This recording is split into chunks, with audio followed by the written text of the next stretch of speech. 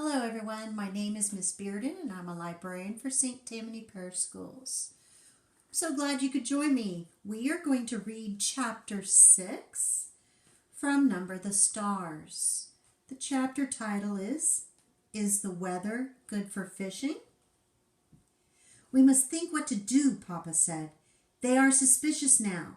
To be honest, I thought that if they came here at all, and I hope they wouldn't, that they would just glance around, see that we had no place to hide anyone, and would go away. I'm sorry I have dark hair, Ellen murmured. It made them suspicious. Mama reached over quickly and took Ellen's hand. You have beautiful hair, Ellen, just like your mama's, she said. Don't ever be sorry for that. Weren't we lucky that Papa thought so quickly and found the pictures? And weren't we lucky that Lise had dark hair when she was a baby? It turned blonde later on, when she was about 2 or so. In between, Papa added, she was bald for a while. Ellen and Annemarie both smiled tentatively. For a moment, their fear was eased. Tonight was the first time Annemarie realized suddenly that Mama and Papa had spoken of Lise. The first time in 3 years. Outside, the sky was beginning to lighten. Mrs. Johansson went to the kitchen and began to make tea. I've never been up so early before, Annemarie said. Ellen and I will probably fall asleep in school today. Papa rubbed his chin for a moment, thinking. I think we must not take the risk of sending you to school today, he said. It is possible that they will look for the Jewish children in the schools. Not go to school? Ellen said in amazement. My parents have always told me that education is the most important thing. Whatever happens, I must get an education. This will only be a vacation, Ellen. For now, your safety is the most important thing. I'm sure your parents would agree. Ing? Papa called Mama in the kitchen, and she came to the doorway with a teacup in her hand and a questioning look on her face. Yes? We must take the girls to Henrick's. You remember what Peter told us. I think today is the day to go to your brother's. Mrs. Johansson nodded. I think you're right, but I will take them. You must stay here. Stay here and let you go alone? Of course not. I wouldn't send you on a dangerous trip alone. Mama put a hand on Papa's arm. If only I go with the girls, it will be safer. They are unlikely to suspect a woman and her children. But if they are watching us, if they see all of us leave, if they are aware that the apartment is empty, that you don't go to your office this morning, then they will know. Then it will be dangerous. I'm not afraid to go alone. It was very seldom that Mama disagreed with Papa. Amory watched his face and knew that he was struggling with the decision. Finally, he nodded reluctantly. I will pack some things, Mama said. What time is it? Papa looked at his watch. Almost 5, he said. Henrick will still be there. He leaves around 5. Why don't you call him? Papa went to the telephone. Ellen looked puzzled. Who is Henrick? Where does he go at 5 in the morning? She asked. Amory laughed. He's my uncle, my mother's brother, and he's a fisherman. They leave very early, all the fishermen, each morning. Their boats go out at sunrise. Oh, Ellen, she went on, you will love it there. It is where my grandparents lived, where Mama and Uncle Henrick grew up. It is so beautiful, right on the water. You can stand at the edge of the meadow and look across to Sweden. She listened while Papa spoke on the telephone to Uncle Henrick, telling him that Mama and the children were coming for a visit. Ellen had gone into the bathroom and closed the door. Mama was still in the kitchen, so only Annemarie was listening. It was a very puzzling conversation. So, Henrick, is the weather good for fishing? Papa asked cheerfully and listening briefly. Then he continued, I'm sending Ing to you today with the children, and she will be bringing you a carton of cigarettes. Yes, just one, he said after a moment. Annemarie couldn't hear Uncle Henrick's words. But there are a lot of cigarettes available in Copenhagen now, if you know where to look, he went on. And there will be others coming to you as well, I'm sure. But it wasn't true. Annemarie was quite certain it wasn't true. Cigarettes were the thing that Papa missed, the way Mama missed coffee. He complained often. He had complained only yesterday that there were no cigarettes in the stores. The men in his office, he said, making a face, smoked almost anything. Sometimes dried weed rolled in paper, and the smell was terrible. Why was Papa speaking that way? Almost as if he were speaking in code. What was Mama really taking to Uncle Henrick? Then she knew. It was Ellen. The train ride north along the Danish coast was very beautiful. Again and again they could see the sea from the windows. Annemarie had made this trip often to visit her grandparents when they were alive, and later, after they were gone, to see the beautiful, cheerful, sun-tanned, unmarried uncle whom she loved.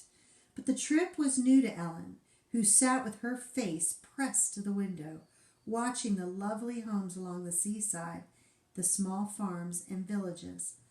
Look, Amory exclaimed and pointed to the opposite side. It's Klampenborg and the deer park. Oh, I wish we could stop here just for a little while. Mama shook her head. Not today, she said. The train did stop at the small Klampenborg station, but none of the few passengers got off. Have you ever been there, Ellen? Mama asked, but Ellen said no. Well, someday you will go. Someday you will walk through the park and you will see hundreds of deer, tame and free. Kirsty wriggled to her knees and peered through the window. I don't see any deer, she complained. They are there, I'm sure, Mama told her. They're hiding in the trees. The train started again. The door at the end of their car opened and 2 German soldiers appeared. Annemarie tensed. Not here. On the train, too? They were everywhere. Together the soldiers strolled through the car, glancing at passengers, stopping here and there to ask a question. One of them had something stuck in his teeth. He probed with his tongue and distorted his own face. Annemarie watched with a kind of frightened fascination as the pair approached. One of the soldiers looked down with a bored expression on his face. Where are you going? He asked. Jalejje, Mama replied. My brother lives there. We are going to visit him. The soldier turned away, and Annemarie relaxed. Then, without warning, he turned back.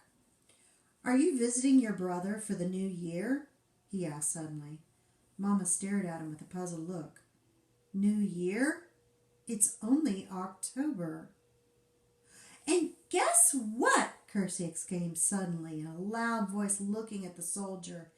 Annemarie's heart sank, and she looked at her mother. Mama's eyes were frightened. Shh, Kirsty, Mama said. Don't chatter so. But Kirsty paid no attention to Mama. As usual, she looked cheerfully at the soldier, and Annemarie knew what she was about to say. This is our friend Ellen, and it's her new year. But she didn't. Instead, Kirsty pointed at her feet. I'm going to visit my Uncle Henrick, she chirped, and I'm wearing my brand new shiny black shoes. The soldier chuckled and moved on. Amory gazed through the window again. The trees, the Baltic Sea, and the cloudy October sky passed in a blur as they continued north along the coast. Smell the air, Mama said when they stepped off the train and made their way to the narrow street. Isn't it lovely and fresh It always brings back memories for me. The air was breezy and cool and carried the sharp, not unpleasant smell of salt and fish. High against the pale clouds, seagulls soared and cried out as if they were mourning. Mama looked at her watch. I wonder if Henrick will be back yet. But it doesn't matter. The house is always unlocked. Come on, girls, we'll walk. It isn't far, just a little under 2 miles, and it's a nice day. We'll take the path through the woods instead of the road. It's a little longer, but it's so pretty. Didn't you love the castle when we went through Helsinger, Helen? Kirsty asked. She had been talking about the Kronborg Castle ever since they had seen it, sprawling, massive, and ancient beside the sea from the train. I wish we could have stopped to visit the castle. Kings live there, and queens. Annemarie sighed in exasperation with her little sister. They do not, she said. They did in the old days, but there aren't any kings there now. Denmark only has one king anyway, and he lives in Copenhagen.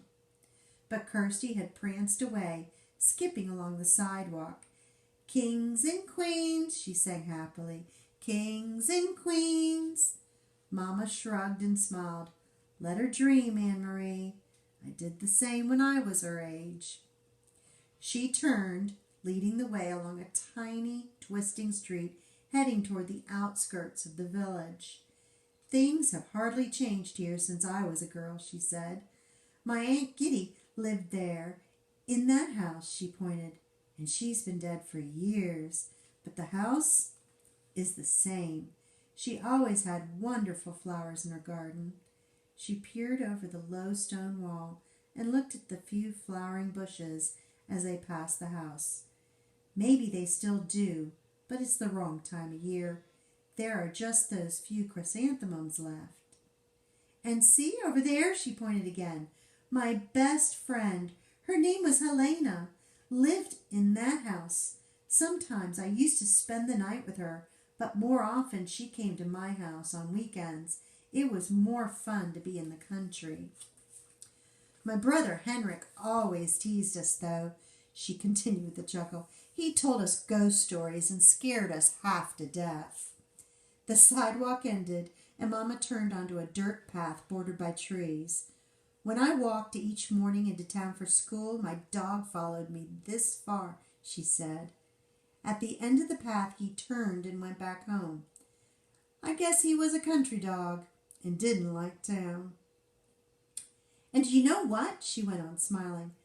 I had named him Trofast, faithful, and it was just the right name for him because what a faithful dog he was.